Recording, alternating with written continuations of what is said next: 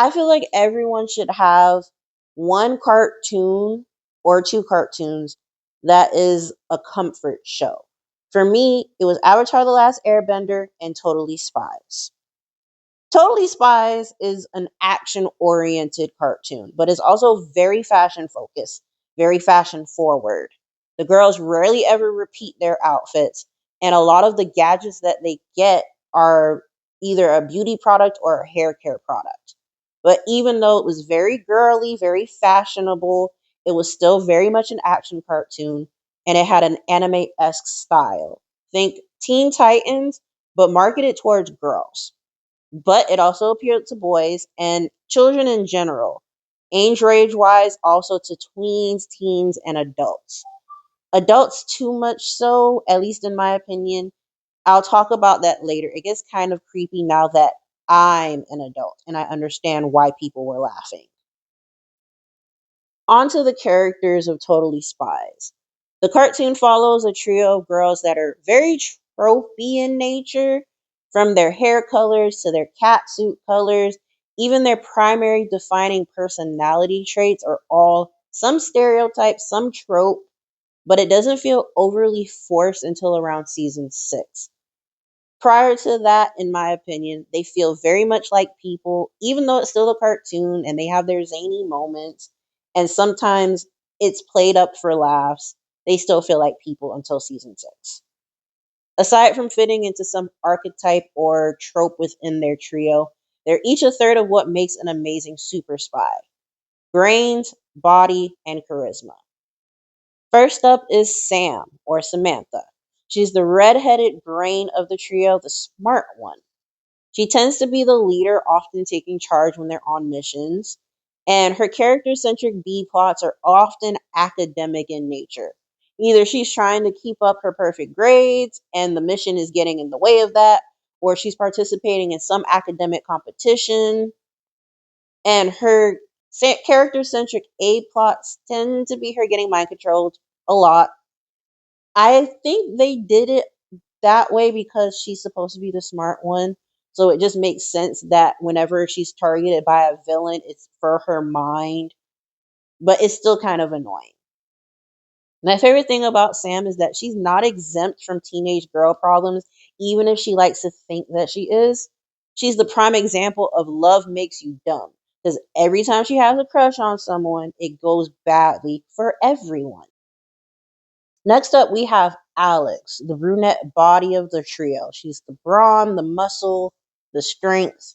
Personality wise, she's very sporty, very athletically inclined, and she embodies the trope of tomboy with a girly streak, but with an emphasis on girly.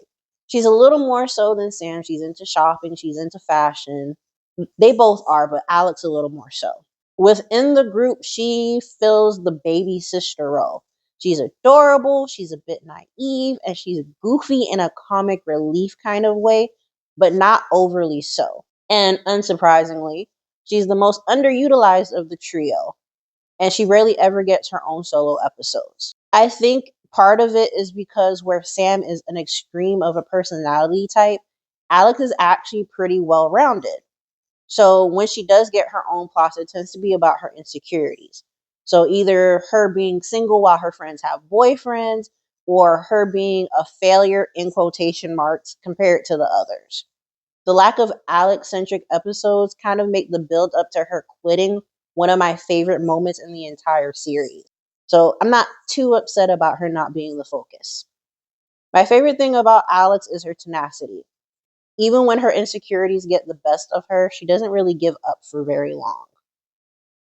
And last but certainly not least, we have Clover, the blonde main character. Not only because she is the charisma and the beauty of the trio, but also because she tends to be the focus of a lot of plots, be it as the victim of a villain, be it actively chosen or just unlucky, or the B plots that are boy centric because she is the most boy crazed of the trio.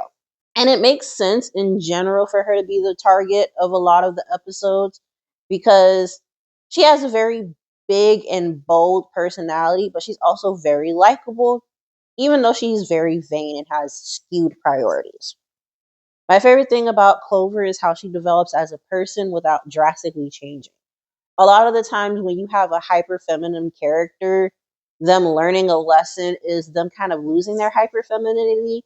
But Clover learns her lessons often through traumatic experiences, and she always remains hyper feminine, very girly, very into fashion, and still in love with love. On their own, each girl is admittedly not a very good spy, but within the trio, they have this amazing dynamic.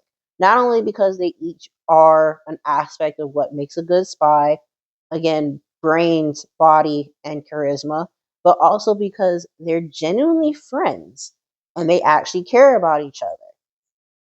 I feel like because they have that friendship and they're not just co workers, they work extremely well together. Now, you can't discuss characters of Totally Spies without discussing Jerry.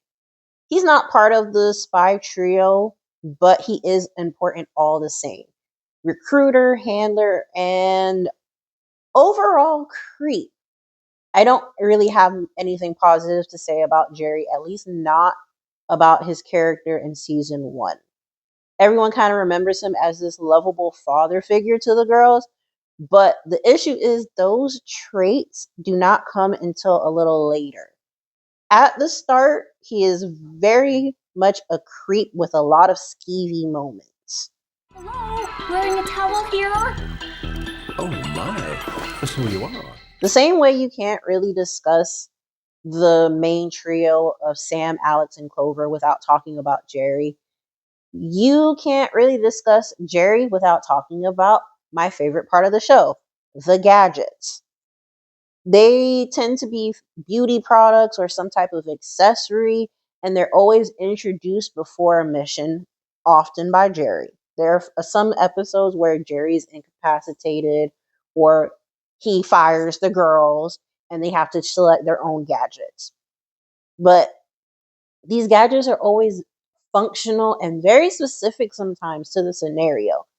I honestly think Jerry might be either clairvoyant or actively creating scenarios for the girls to test these gadgets. Every episode, Jerry presents the girls with a different arsenal of gadgets during their debrief.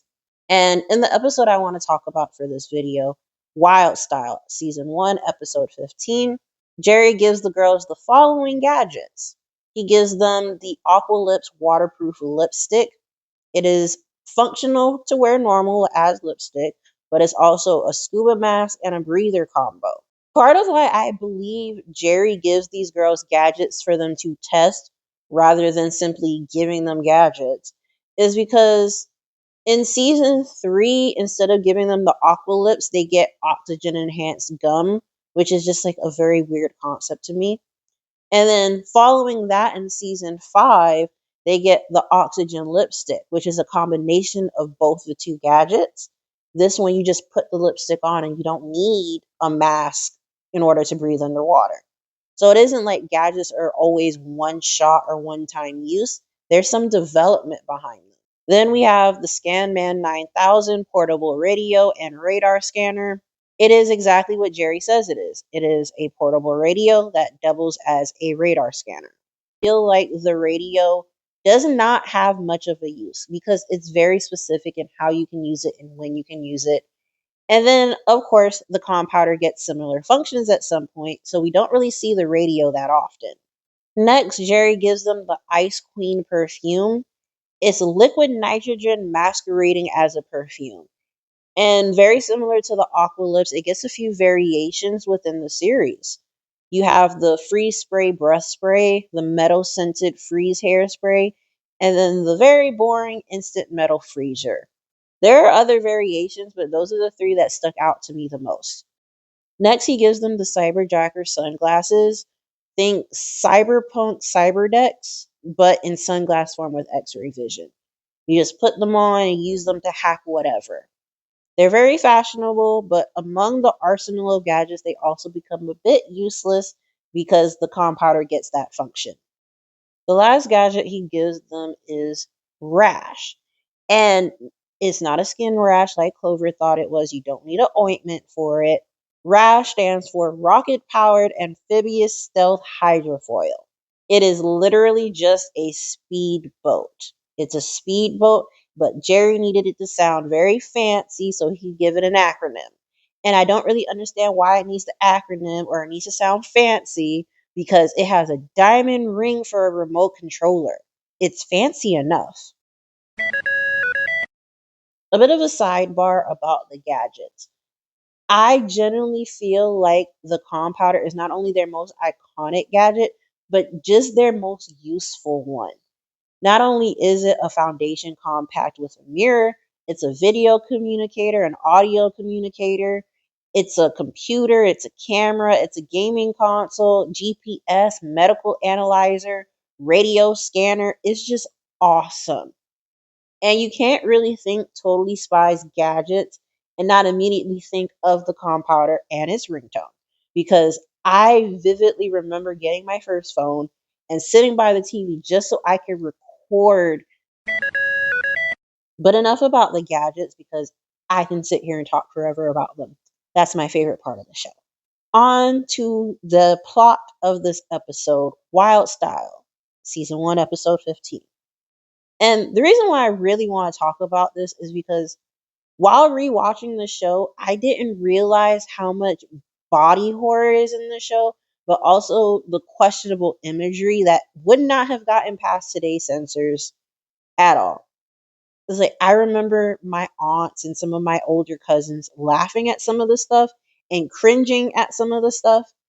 And my child mind did not really understand why it was funny or uncomfortable to watch. But now I'm an adult and I do understand why. And I'm just going to leave it at that. It is a crisis of growing up and realizing the media you were watching and the media you were consuming was not 100% innocent. And this particular episode, I know a lot of people wouldn't really consider it creepy or scary, but for me, is the one that stuck out the most to me. This, even as a child, this was the episode that made me the most uncomfortable, specifically just for one moment. It's not the whole episode, it's just one moment. So, on to the main plot of Wild Style. In this episode, a cruise ship or a luxury cruise liner, whatever you want to call it, goes missing en route to whatever island they're supposed to be going to. And Jerry sends the girls out to investigate to figure out what happened, find the crew and the passengers. And a good number of episodes have their missions start like this. Such and such goes missing, so and so stole something. Very basic intros, but it still worked very well, especially because the way the episodes were edited, it tended to have like a cold open where it shows you this person going missing or something getting stolen, and then it cuts to the girls in their casual lives. So after the girls have their debrief and they're given their gadgets, they're sent off to the last known location of the ship and then proceed to get chased by furries or humanoid animals, whichever one you want to call them. But they are animals that are shaped like people. And I do not understand why that used to make me so uncomfortable. I still don't really understand why it makes me uncomfortable. But they get chased by furries. And then, of course, as after this, Clover gets hit with something. We later learn that it's a blow dart, and she starts turning into a cat girl. It's slow, not necessarily traumatic because you don't fully understand what's going on, but she starts transforming. It's a metamorphosis, and at least it was not a roach. And so now Clover's transformation into a cat girl is well underway. The girls continue their investigation, and they eventually find the villain layer. And with the use of their gadgets, they get inside, they hack into the terminal, and I will let Sam explain what they find. The serum re-engineers Homo sapien DNA to include genetic patterns from outside the species.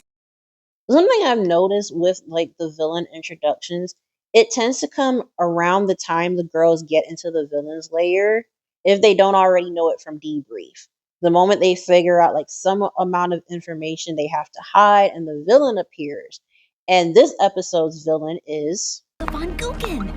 Helga von Guggen is very Cruella de Vil coded, but if Cruella de Vil had a degree in genetics. And she's actually one of my favorite villains in the show. I kind of wish she was around more often just because the show focuses so much on fashion and accessorizing. I feel like having her be more of a reoccurring villain as a fashion designer would have been very on brand. Furries. My hybrid creations will become the world's first form-fitting, seamless fur coats, made without a single stitch. Furries beware, because Helga von Guggen will turn you into a seamless fur coat. Or if you're a lawyer, or one of her minions, most likely, because it is established that she is just a horrible boss. That she's telling them to help her, and they are all running away. You can't really blame them because she turned her lawyer into a coat.